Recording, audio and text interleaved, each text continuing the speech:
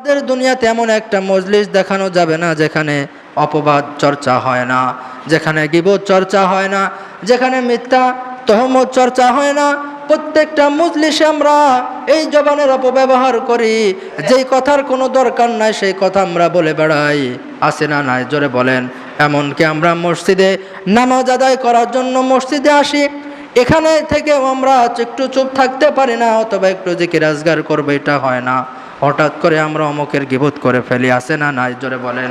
এই জন্য আল্লাহ রাব্বুল আলামিন বলছেন যে ইয়া আইয়ুহাল্লাযীনা আমানু ইজতানিবু কাসীরাম মিনাজ-যন ইন্না বা'দায-যন্নি ইসমুন ওয়া লা তাজাসসাসু ওয়া লা ইয়াগতাব বা'দুকুম বা'দা আইয়ুহিব্বু আহাদুকুম আন ইয়াকুলা লাহমা আখিহি মাইতান ফাকারিহতুমুহু ওয়াত্তাকুল্লাহ ইন্নাল্লাহা তাওয়াবুর রাহিম। যেমন আমাদের হাত একটা নিয়ামত, পা একটা নিয়ামত, আমাদের চক্ষু একটা নিয়ামত, ঠিক তেমনিভাবে আমাদের জবান, জিহবা, যেটা দিয়ে আমরা কথা বলি, এটা একটা উল্লেখযোগ্য নিয়ামত, ঠিক কিনা? এই জবান যার নাই সে বোঝে যে এটা কত বড় নিয়ামত। কারণ আমাদের মতো অনেক মানুষ আছে না, অনেক ক্ষেত্রে দেখতে আমাদের থেকে আরও সুন্দর বেশি, কিন্তু সে কথা বলতে পারে না। আছে না? আবার আমাদের থেকে অনেক চেহারা সুন্দর, তার চোখও আছে, কিন্তু সে দেখতে পারে না। এরকম আছে কিনা? তো আল্লাহ তাআলা এই প্রত্যেকটা ক্ষেত্রে এত বড় নিয়ামত যে একটা নিয়ামতের শুকরিয়া আদায় করেই শেষ করা যাবে না। তো যাই হোক, আমি বলতেছিলাম জবান এটা খুব গুরুত্বপূর্ণ নিয়ামত। তো এই নিয়ামতের যদি আমরা শুকরিয়া আদায় করতে যাই তো কখনো শেষ করতে পারবো না যে আল্লাহ তাআলা এত নিয়ামত আমাদেরকে দান করেছেন। আল্লাহ তাআলা কোরআনুল কারীমের মধ্যে বলছেন যে ওয়া ইন তাউদ্দু নি'মাতাল্লাহি লা তুহসুহা, যে আমি তোমাদের চারিদিকে এত নিয়ামত দিয়েছি, তোমরা যদি এটা গণনা করা শুরু করো তারপরে গণনা করে তোমরা শেষ করতে পারবে না। এত নিয়ামত আল্লাহ তাআলা আমাদেরকে দিয়ে রেখেছেন। তো তার মধ্যে জবান একটা উল্লেখযোগ্য নিয়ামত। কারণ আমরা যা কথাবার্তা বলি, আমরা মানুষের সাথে ভাব আদান প্রদান করি এই জবানের মাধ্যমে কিনা, বা আমরা রাগ করি আর যাই করি সেটা আমরা এই জবানের মাধ্যমে করে থাকি। এই জন্য এই জবান দেখবেন, এই জবানের যদি কেউ সঠিক ব্যবহার করতে পারে তাহলে সে ঠিক সফলতার শীর্ষ চূড়ায় পৌঁছে যায়। আবার কেউ যদি এই জবানের অপব্যবহার করে তাহলে সে চরম অপমান, জিল্লতি আর লাঞ্ছনার শিকারে পরিণত হয়। এই জন্য বলা হয়েছে জবান, এই জিহবা মানুষের কারোর জন্য জান্নাত, আবার কারোর জন্য জাহান্নাম। এই জন্য রাসূল সাল্লাল্লাহু আলাইহি ওয়াসাল্লাম হাদিসের মধ্যে বলেছেন যে মাইয়াদমান লিমা বাইনা লাহইহি ওয়া মা বাইনা রিজলাইহি আদমান লাহুল জান্নাহ, যে ব্যক্তি দুইটা জিনিসের জিম্মাদারি গ্রহণ করবে। কয়টা জিনিস? জোরে বলেন। দুইটা জিনিসের জিম্মাদারি গ্রহণ করবে। আল্লাহর রসুল বলছেন যে তার জান্নাতের দায়িত্ব আমি আল্লাহর রসুল নিলাম। তাহলে সেই দুইটা জিনিস কি? সেই দুইটা জিনিস হলো, এটা একটু উঁচু করে দাও তো।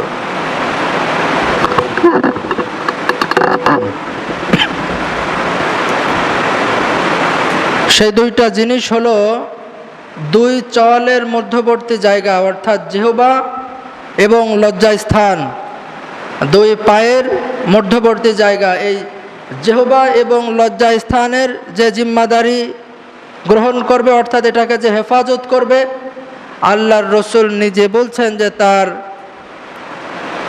জান্নাতের দায়িত্ব আমি গ্রহণ করলাম। তাহলে এটা খুব গুরুত্বপূর্ণ জিনিস, এই দুইটা জিনিস বোঝাই যাচ্ছে। তো এই জবান বা জিহবার সঠিক ব্যবহার আমরা কিভাবে করব? ভালো কথার মাধ্যমে, আল্লাহ তাআলার প্রশংসা করার মাধ্যমে, তার জিকির আজকার করার মাধ্যমে এবং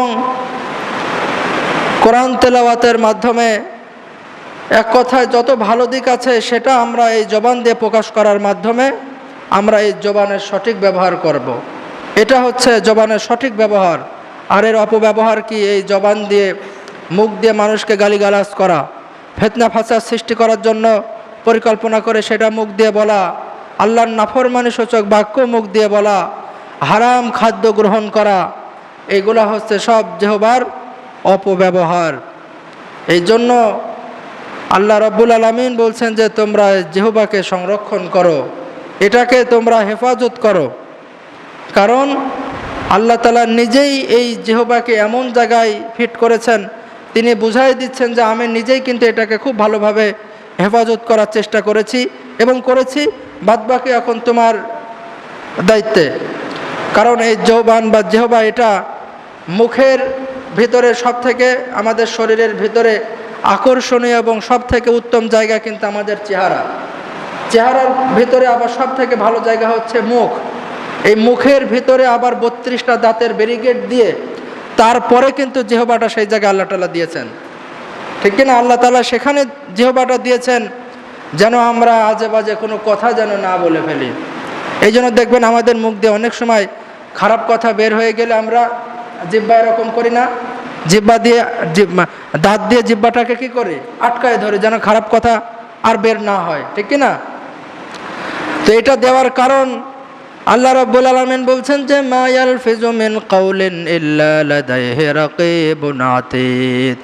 মানুষ যে কথাই বলুক না কেন, যে কথাই এই জিহ্বা দিয়ে উচ্চারণ করুক না কেন, এটা ফেরেশতারা সঙ্গে সঙ্গে লিপিবদ্ধ করে নেন। কারণ ফেরেশতা সব সময় থাকে যে মানুষ যে কথাই বলুক না কেন সেটা সঙ্গে সঙ্গে আল্লাহর দরবারে রেকর্ড হয়ে যায়। এই জন্য আমাদেরকে সতর্ক থাকতে হবে।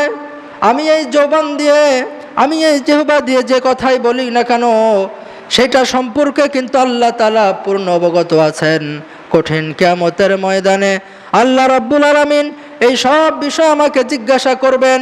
এই জন্য আমার কথা বলার আগে 100 বার ভাবা উচিত যে আমি যেই কথাটা বলছি এই কথার কারণে আমার গীবত হয়ে যাচ্ছে কিনা, আমার পরনিন্দা হয়ে যাচ্ছে কিনা, অথবা আমি যেই কথাটা বলছি এই কথার কারণে অন্য মানুষের সম্মান নষ্ট হচ্ছে কিনা।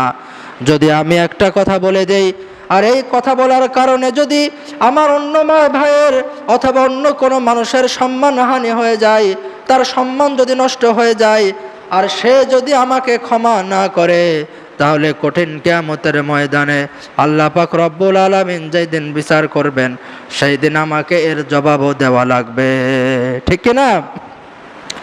এই জন্য আবু হুরায়রা থেকে বর্ণিত মুসলিম শরীফের হাদিস, রাসূল সাল্লাল্লাহু আলাইহি ওয়াসাল্লাম একবার সাহাবীদেরকে জিজ্ঞাসা করলেন যে সব থেকে দরিদ্র ব্যক্তিকে তোমরা জানো নাকি?